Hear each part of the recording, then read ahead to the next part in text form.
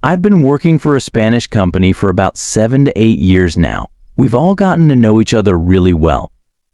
I've had the chance to work with our CTO, Chief Technology Officer, for about 10 years. He's a great guy who wants to get things done. He's always pushing us to make things happen. Even before 2020, our company had a really chill policy about working from home. Basically, as long as we got our work done on time, they didn't care where we did it. So when the pandemic hit, switching to remote work was a breeze. It was one of the easiest transitions possible. Actually, our company, especially the tech team, saw this as a great opportunity. We started hiring talented people from outside the city, offering them a lower salary than what we'd pay someone in the city, but still a higher salary than they could get in their local area without having to move to the city. It was a win-win situation. Interestingly, I even moved out of the city during that time. Around 2021, our company hired a new CEO, an Englishman who came highly recommended. He worked from his rural home in the English countryside. At first, he seemed like a laid-back and cool guy, which was a good fit for our company culture. The CTO wasn't interested in doing sales, so bringing in a CEO made sense. After the pandemic ended, the CEO started strongly pushing for everyone to return to the office. He sent out polls and long emails to the whole team, explaining how working together in person would help build stronger relationships and a better work environment. He really emphasized the importance of being back in the office. The CEO became really insistent and even started complaining to the CTO about people not returning to the office. So, whenever he visited Spain, those of us who lived near the city would go to the office just to make him happy. But one time, the CTO had had enough of the CEO's constant pushing and complaining about the return to office policy. He decided to take a stand. So, during a regular meeting with the tech team, the CTO suddenly said, "All right, I want to see everyone in the office next Tuesday. If you live far away, book a train ticket, drive, or do whatever it takes to get here. I'll cover the costs, but I expect to see you all here." So, we all made the effort to be there. Every single member of the tech team showed up, even those who had to travel 2 or 3 hours to get to the office. But, surprisingly, one person was missing: the CEO. Yeah, that's right. The one who had been pushing so hard for everyone to return to the office wasn't even there himself. The CTO took a photo of the whole team in the office and sent it to the CEO with a message that basically said, "If you can't set an example yourself, don't force my team to do things that aren't working then." We all decided to make the most of the day and went out for a relaxed lunch and beers, enjoying each other's company. What happened next? The return to office mandate never happened. A year later, the CEO was no longer with the company. We ended up closing the office altogether since everyone was working from home full-time anyway.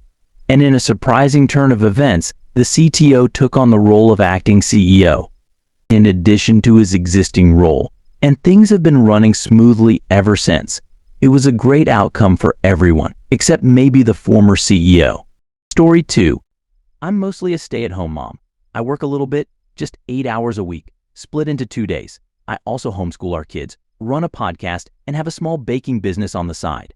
The baking business brings in about 20% of our family's income, and my part-time job brings in around 15%. I didn't want to leave my full-time job, but my husband thought it was best for our family. I like to keep our home tidy, so every night I make sure the floor is swept, the food is put away, the dishes are in the dishwasher, and the laundry is started. In the morning, I move the laundry to the dryer and put it away as soon as it's done. I really can't stand clutter. My husband works from home, but he hardly ever helps with household chores. He thinks that's my responsibility. I love my kids so much, and I usually don't ask him for help because I'd rather keep the peace and avoid any arguments. Yesterday was a busy morning. I made breakfast for the kids before rushing out the door to go to work. In the chaos, I forgot to move the laundry from the washer to the dryer before I left. When I got home, my husband was upset. He had put his hand in a sticky mess of jelly on the countertop. It was left over from the kids' toast. He was also frustrated because he couldn't find the specific polo shirt he wanted to wear that day. even though he has many shirts hanging in his closet. It turned out the shirt he wanted was still in the dryer. He told me I needed to make sure the countertops were clear and tidy, with nothing left on them. After he went to his office, I took a closer look at the countertop. The only things on it were some jelly stains and sugar, along with my reusable Aldi bags, his full coffee cup, and the panini lunch I had made for him. So, I put the bags away in their proper place, poured out his coffee, washed and put away his cup, ate the panini for myself since he didn't want it, washed and put away the plate, and then thoroughly cleaned the countertops.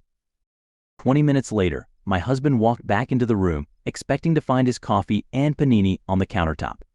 But of course they were gone. I could see the surprise on his face. I simply said, "What's wrong?" "You told me to clear the countertop." So I did then. I left him standing there and went outside for a walk with our two youngest kids. I had made my point, and it was time for some fresh air. Story 3. The first property I worked at, I got a call around 2:30 in the morning because that's usually when problems happen from a guest who said they heard what sounded like people arguing or fighting in the hallway. After I told them I'd take care of it, the guest warned me, "Be careful." At the same time, I was wondering what's going on up there, so I got into the elevator. We didn't have security at the time and headed to the floor. As the elevator got closer, I could actually hear the noise. It was getting louder and louder. When I got off the elevator, I saw a girl standing outside a room, arguing with someone who was inside. I calmly said, "I don't know what's happening, but you can't do this in the hallway. Can you please take it inside? I'm getting complaints from other guests on the phone." The woman, I know I'm being a bit harsh, but you'll understand why, responded by saying, "I don't care about you or anyone else in this building. Okay, fine." I quickly got back in the elevator and called 911 on my cell phone as it went down to the ground floor. Luckily, the police station was just around the corner. I described the woman and the floor she was on, and when the police arrived, she was still standing there. She didn't even try to leave or hide. When the police came down, they asked me if I wanted them to remove her from the property. I immediately said yes.